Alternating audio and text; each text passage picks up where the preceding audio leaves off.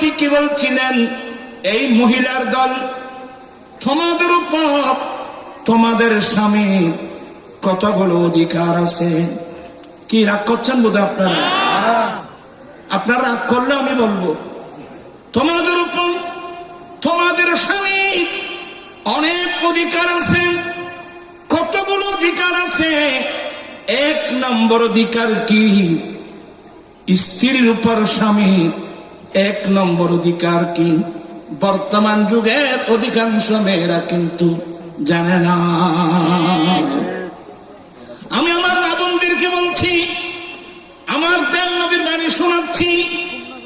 আমার নবী সেদিন বলছেন, আর ফাতির মাঠে দাঁড়িয়ে, এই মহিলার দল তোমাদের উপর তোমাদের স্বামী এক নম্বর অধিকার।